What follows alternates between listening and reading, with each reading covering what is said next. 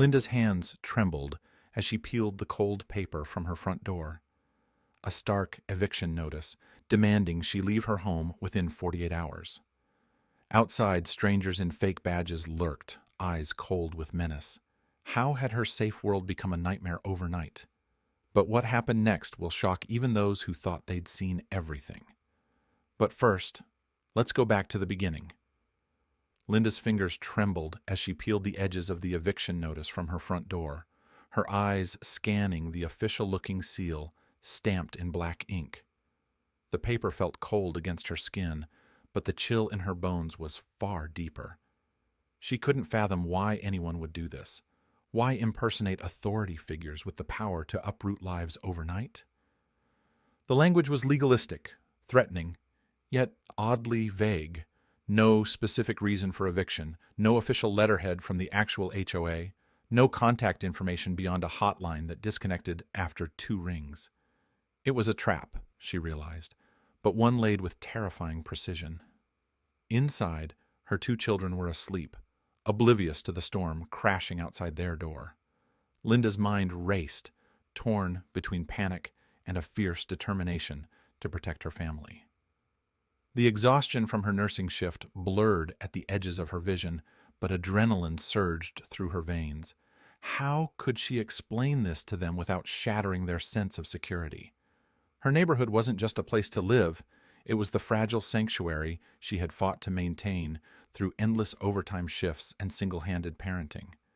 Now, that sanctuary was threatened not by real officials, but by a shadowy force exploiting fear. Across the street, Mike Reynolds sat on his porch, his jaw clenched as his phone buzzed relentlessly. Each call brought a new account of confusion, distress, and escalating suspicion. He had volunteered for the HOA presidency to revive the community after years of neglect. Streets littered with debris, unkempt lawns, vandalized mailboxes. He envisioned a neighborhood reborn, a place where families like Linda's could thrive, without the weight of uncertainty pressing on them. But now, someone was sabotaging that vision, cloaked in counterfeit badges and uniforms, wielding deception as a weapon. Mike's military instincts flared. This wasn't random vandalism. It was a calculated psychological operation aimed at fracturing the community's trust and provoking chaos. He replayed conversations in his head, his recent attempts to enforce stricter HOA policies, confrontations with resistant neighbors, even a recent dispute with a disgruntled former board member who had openly criticized his leadership. Was this vendetta? Revenge cloaked in malevolence? The thought hardened his resolve.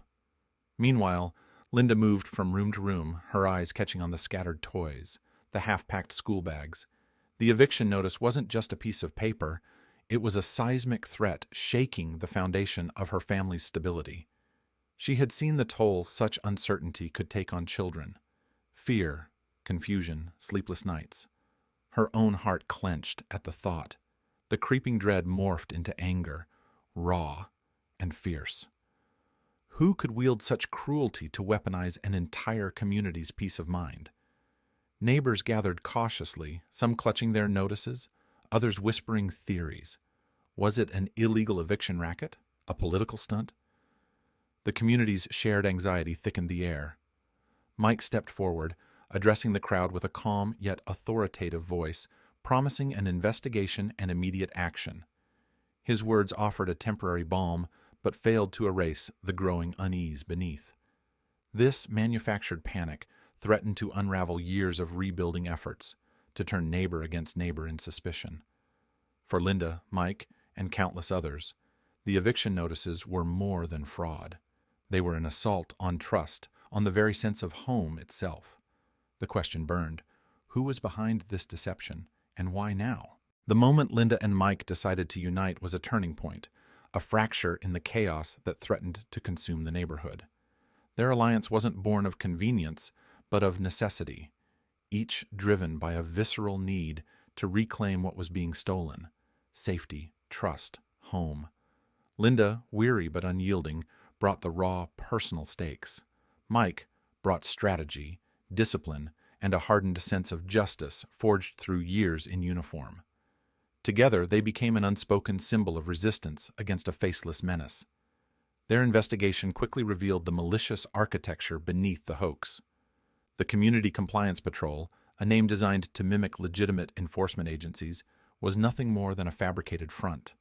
The fake officers, men and women in stolen uniforms, complete with counterfeit badges and fabricated identification, were conducting a campaign of terror disguised as bureaucracy. Their goal?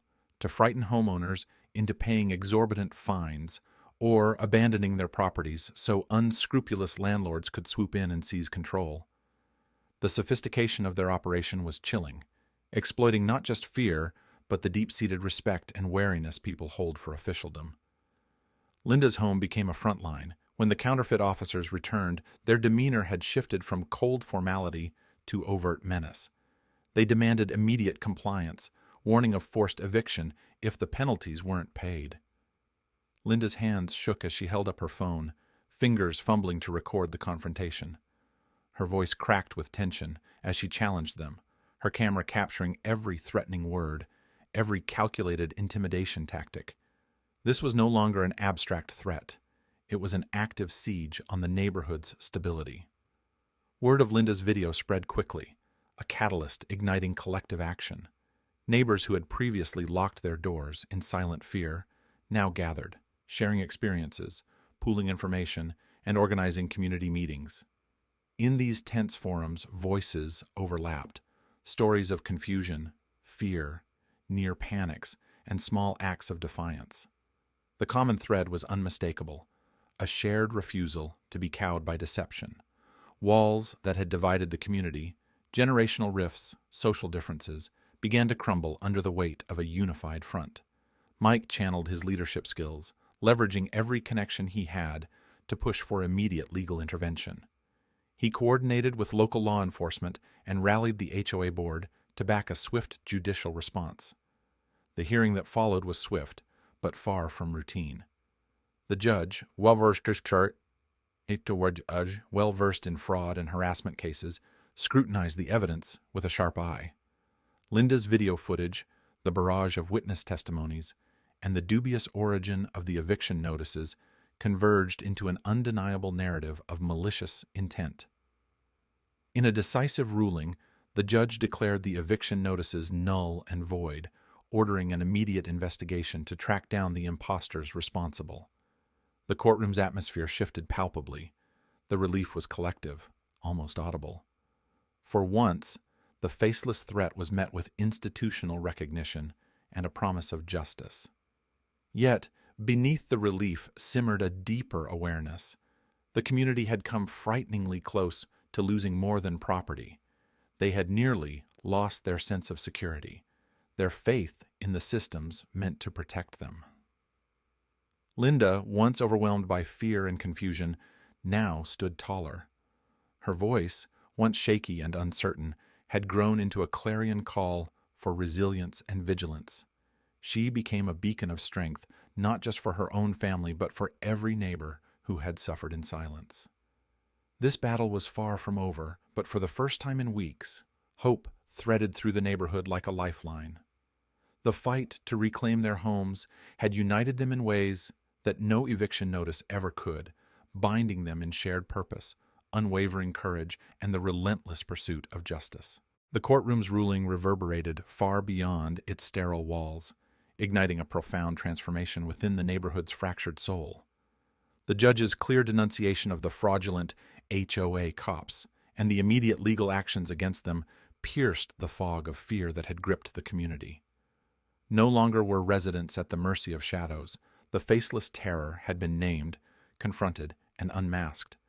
This legal victory was a tangible reclaiming of agency, a declaration that deception and intimidation would not define their lives or homes. In the weeks that followed, the neighborhood buzzed with a renewed sense of purpose and collective strength. Linda and Mike emerged as unexpected pillars of this rebirth, their partnership forged in crisis, now a beacon of communal resilience. At a gathering in the local park, a space once neglected and shadowed by mistrust, they stood before their neighbors, voices steady and faces resolute, recounting the ordeal with unflinching honesty.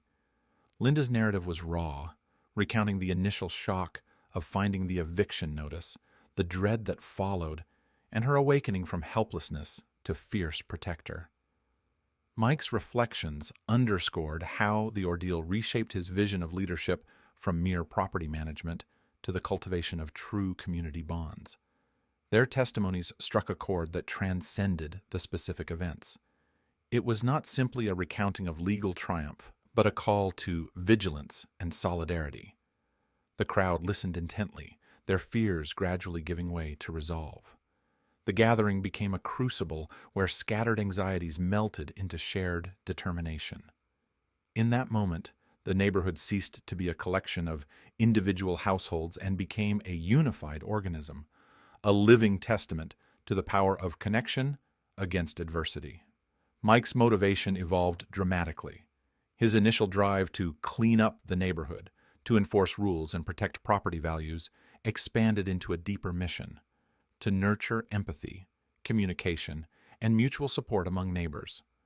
The crisis had stripped away superficial concerns and exposed the underlying fractures that years of isolation had caused.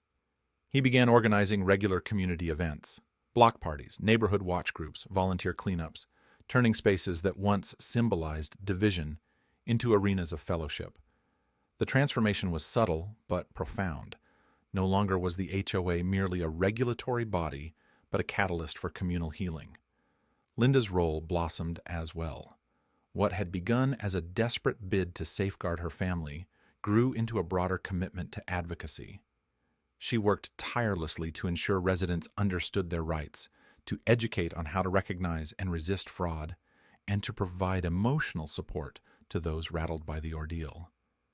Her voice became a force of empowerment, urging neighbors not to shrink from threats, but to confront them with knowledge and unity.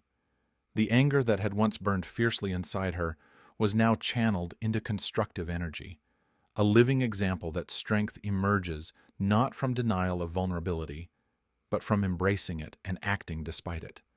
The fake eviction notice, once a symbol of deceit and destabilization, was now a marker of collective triumph. The community's response was more than a reaction. It was a profound lesson in resilience. The ordeal had tested their mettle and found them unbreakable. And it affirmed a fundamental truth: when ordinary people choose solidarity over fear, when they stand together in the face of injustice, they reclaim not only their homes, but their dignity and power. In this reclaimed space, hope flourished, quiet, steady, and unyielding. The neighborhood had weathered a storm born of lies and intimidation, emerging not fractured but fortified. Their story became a testament and an inspiration, a narrative that echoed far beyond the confines of their streets. It was a story that said, even amid crushing injustice, when shadows loom large, the light of unity and courage can shine through, transforming despair into new strength and igniting real change.